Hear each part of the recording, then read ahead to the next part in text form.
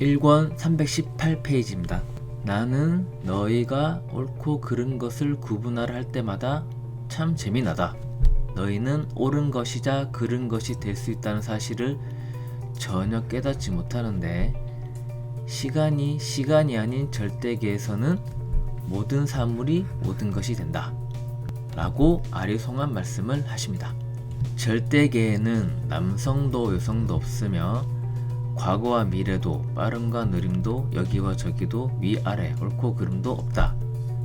너희 우주 여행사들은 이를 느꼈다. 우주 비행사들은 자신이 외계로 가기 위해서 발사되었다고 생각했다. 하지만 막상 외계에 이르고 나니 지구를 올려다보고 있었다. 아니, 내려다보고 있었나? 라고 헷갈리기 시작했다. 태양이 어디 있지? 위에 있나 아래에 있나? 왼쪽에 있나 오른쪽에 있나? 그러다 갑자기 모든 것이 옆에 자리 잡고 있었다. 즉 모든 개념과 규정이 사라져 버렸다. 이 우주선이 있어요. 이 우주선이 지구를 기준으로 위로 발사가 된다고 생각하는 거죠. 우주선은 위로 발사를 했고 지구는 본인보다 아래에 있어야 됩니다.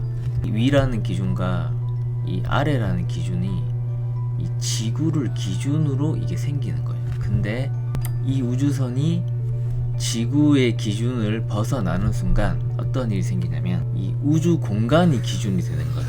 이 우주 공간.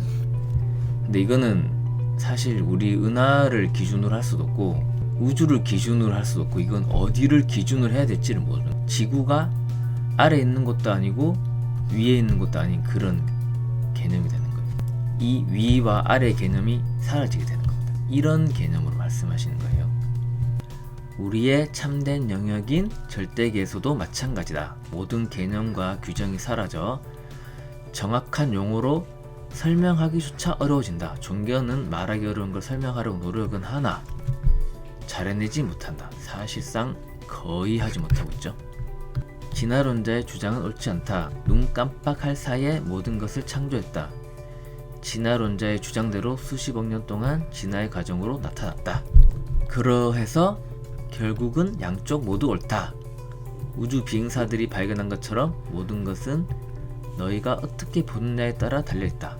너희는 진리를 알고 싶다고 노력은 하나 알고 싶어하는 것이 아니고 자신이 이해하는 수준 방식대로의 진리를 알고 싶어한다.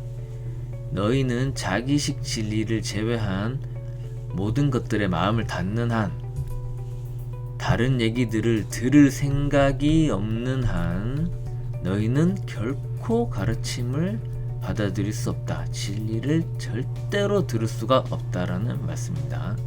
진화론과 창조론에 대해 간략하게 설명을 좀 드리자면, 이 종교는 일종의 권력이었어요. 갈릴레오가 살았던 그 시절 무렵만 해도 태양이 우주의 중심이라는 얘기를 하게 되면 감옥에 가거나 이렇게 사형을 당하는 그런 시대였어요. 그때 이 종교의 개념은 인간이 우주의 중심인 거예요. 그리고 인간은 인간이고 동물은 동물이, 이렇게 딱 구분을 해놓은 거예요. 인간은 우주에서 매우 특별한 존재, 이런 식으로 자만을 했던 그런 시대였고요.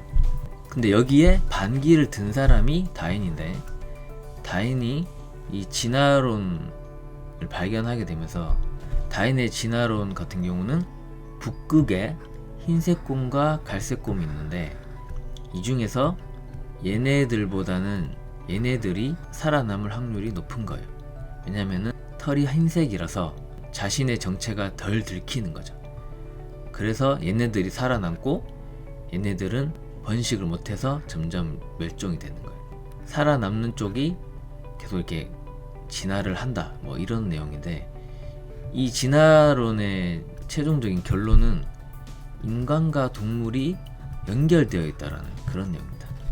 현대 문명이 와서는 명백한 증거가 있는데, 그거는 이 DNA, 세포를 기반으로 하고 있는 모든 생명체, 그러니까 세포부터 식물, 동물, 인간에 이르기까지 이 모든 생명체들이 이 DNA 코드를 공유한다라는 것을 밝히게 됩니다.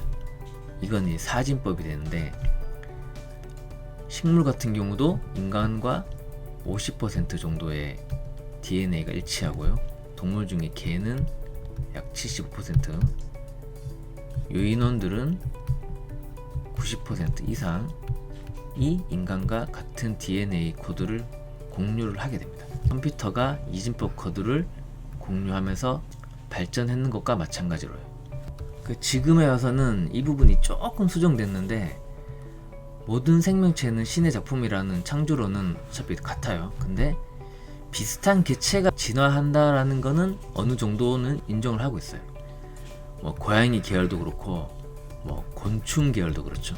뭐 메뚜기라든가 뭐 방앗개비라든가 이런 것들 좀 비슷하게 생겼잖아요. 뭐 딱정벌레 같은 것도 많고. 과학 쪽은 진화로는 DNA 코드를 모든 생명체가 공유를 하고 있기 때문에 부정할 수 없다. 다만 진화하는 과정의 증거를 찾기가 어려운 건 사실이다. 예를 들어서 쥐가 있고 박쥐가 있어요. 이 쥐에서 이 박쥐까지 가는 이 과정이 있을 거 아니에요, 동물들이.